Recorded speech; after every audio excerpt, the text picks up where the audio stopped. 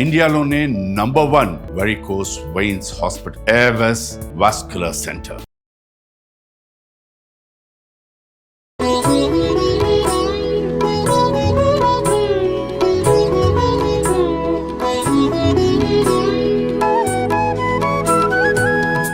బియ్యంతో కొంచెం శనగపప్పు కలిపి పాయసం చేద్దాం. ఓకే అండి. ముందేం చేద్దామంటే బియ్యం అంటే ఇప్పుడు కొలత సాధారణంగా ఒక 3 గుప్పెళ్ళ బియ్యం తీసుకున్నాం అనుకో, అది ఇంచుమించుగా ఈ గ్లాస్ అంత అవుతుంది. ఒక అంత బౌల్ పాయసం అవుతుంది, పాలు పోసుకుంటాం కాబట్టి. ఓకే, ముందేం చేద్దామంటే అన్నాన్ని కుక్కర్లో ఉడికించేసేద్దాం, తర్వాత పాయసం మిగిలిన ప్రాసెస్ చేద్దాం. అట్లనే. ఓకే,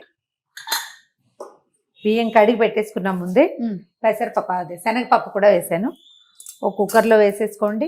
ఇవి తొందరగా అయిపోయి ప్లాన్ కదా మంది. అవునవును.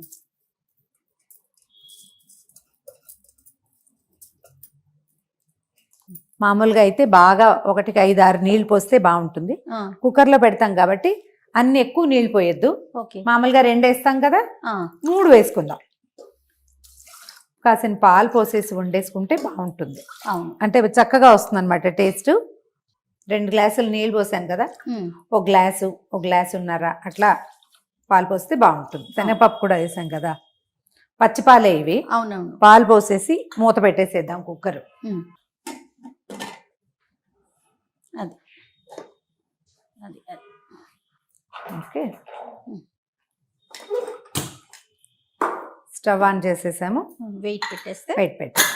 అయితే ఇప్పుడు ఎన్ని విజిల్స్ రానిద్దాం రమ్మగారు? ఇవి ఒక 2-3 విజిల్స్ రానిస్తే సరిపోతుంది. మనం దీంతో పాటు ఇంకొక పని ఏం చేయాలంటే, మామూలుగా పాలు పోసిన పాయసంలో బెల్లం వేస్తే విరిగిపోతుంది. అవును, బెల్లం విరగకుండా ఉండాలంటే బెల్లాన్ని కరగబెట్టి ఉంచుకోవాలి. ముందుగా కరగబెట్టి ఉంచేసుకుంటే సరిపోతుంది. ఇది వచ్చే లోపల మనం ఆ పని చేద్దాం. అట్లనే అలానే. బెల్లం కొంచెం ముక్కలుగా ఉంది కదా, సన్నగా తరిగి పెట్టుకున్నాం కదా.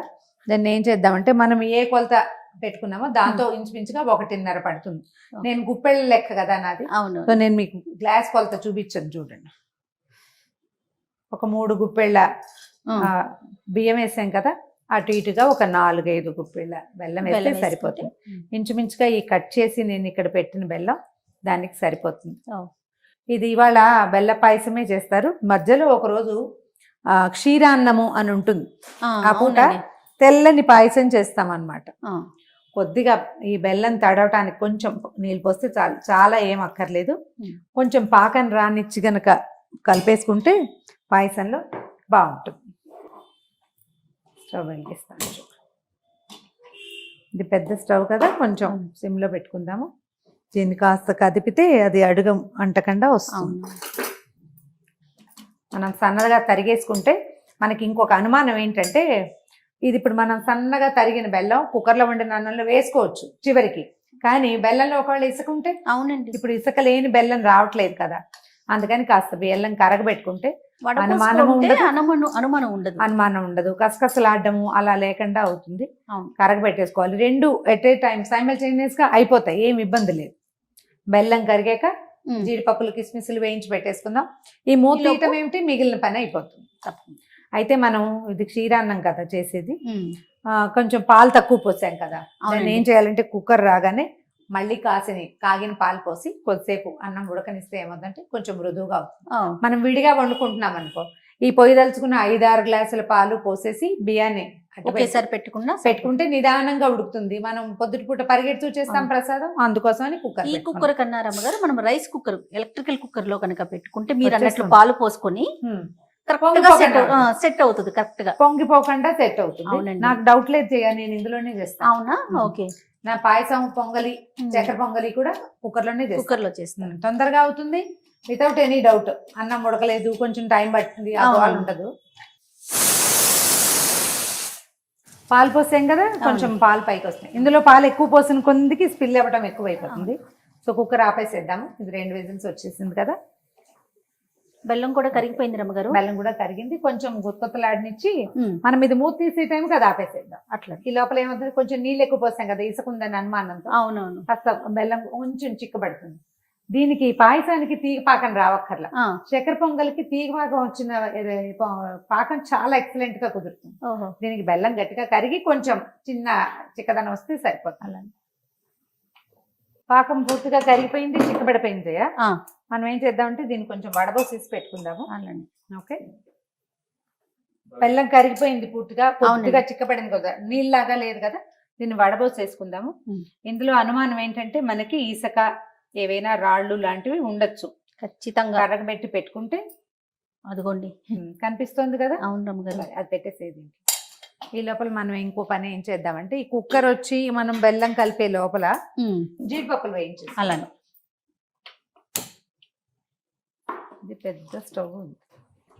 ఓకే, నీ పక్కనే నెయ్యి ఉంది, వేయి చేయాలి దీంట్లో కొంచెం.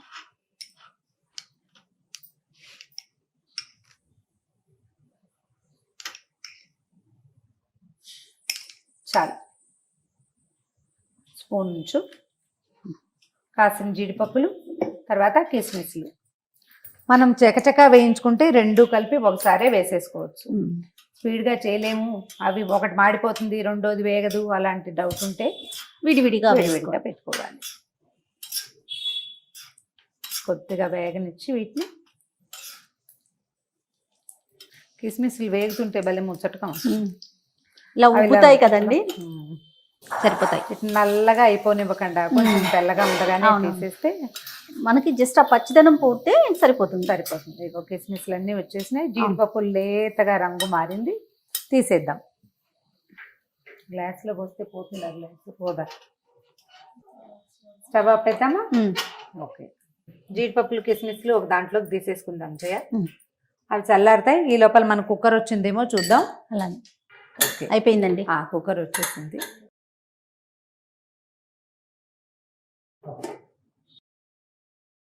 చక్కగా వచ్చేస్తుంది. ఇప్పుడు ఏం చేద్దామంటే మనం కొంచెం పాలు పోసుకొని, కొద్దిగా కాగిన పాలు, మనం ఆల్రెడీ ఒక 2 గ్లాసులు, గ్లాస్ పాలు పోసాం కదా. అవునండి. సుమా అటు ఇటుగా కాస్త 1-2 గ్లాసులు పాలు పోసి అన్నాన్ని, మీగడున్నా కూడా బాగానే ఉంటుంది రుచిగా, ఏమీ అనుమానం ఏం లేదు. మళ్ళీ పెట్టుకుందాం. మళ్ళీ కాసేపు ఉడికిస్తే ఏమవుతుందంటే పాల రుచి పెరుగుతుంది. ఒకవేళ మనకు అంత సమయం లేదనుకోండి, ఉన్న దాంట్లోనే చేసేసుకుంటాం. ఒక సమయం ఉంది మనకు, ఒక 10 నిమిషాలు, అప్పుడు పాలు పోసి ఉడికిస్తే కాస్త మీడియం ఫ్లేమ్ లో ఉంచామనుకో, ఇది చక్కగా ఉడికిపోతుంది, చూడ్డానికి బాగుంటుంది, అంటే అన్నము మరి కాస్త రుచిగా కుదురుతుంది అనమాట. అడుగంటలేదు, మెతుకు చక్కగా వచ్చింది చూసావా, విడివిడిగా ఉంది చక్కగా. ఇప్పుడు పాలు పోసి ఉడికిస్తే ఇది సరిపోతుంది. శనగపప్పు కూడా ఉడికిపోయింది. కుక్కర్ లో ఉడకకుండా ఏమవుతుంది.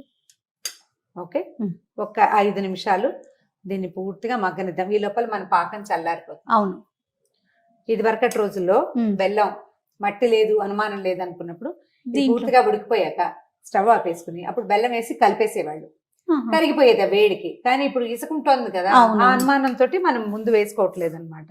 ఇప్పుడు ఇందులోనే బెల్లం వేసి ఉడికిస్తే ఖచ్చితంగా విరిగిపోతుంది. అవును, విరగకుండా ఉండాలంటే ఇది పద్ధతి. చూడు, మనం 3 గుప్పెళ్ళ బియ్యం, ఒక బుజ్జి గ్లాసు, చూడండి ఎంత అయిందో. ఇందులో మళ్ళీ మనం బెల్లం పాకం కూడా వేస్తే ఇంకా కొంచెం వస్తుంది. అన్ని కలుపుతున్నాం కదా రమ్మగారు, పాలు కలుపుతున్నాం, పాకం కలుపుతున్నాం. మనకు కొంచెం పలచగా ఉండగా ఆపుకుంటేనే మంచిది. అప్పుడు ఏమవుతుంది, చల్లారాక ఇది గట్టిగా అవుతుంది పాయసం. అందుకని కొంచెం పాలు ఎక్కువ పోసుకోవాలన్నమాట. చూడు, చిక్కగా వచ్చేసింది. అవును రమ్మగారు. ఈ మాత్రం కన్సిస్టెన్సీలో మనం బెల్లం వేసుకున్నా ఓకే, పాకం పోసుకున్నా ఓకే. మనం ఎలా కొంచెం మన పాకం పలచగానే ఉంటుంది, పాయసం లూజ్ గానే వస్తుంది, మధ్యాహ్నానికి గట్టిగా అయిపోతుంది అనమాట. ఇగో ఈ కన్సిస్టెన్సీలో స్టవ్ ఆపేసేద్దాం. దాన్ని కొంచెం సెటిల్ అవని, ఈ బబుల్స్ ఆగిపోయాక పాకం పోసుకుంటే సరిపోతుంది. ఈ లోపల మనం ఇంకో పని ఏం చేద్దామంటే, జీడిపప్పులు వేసేసి ఇందులో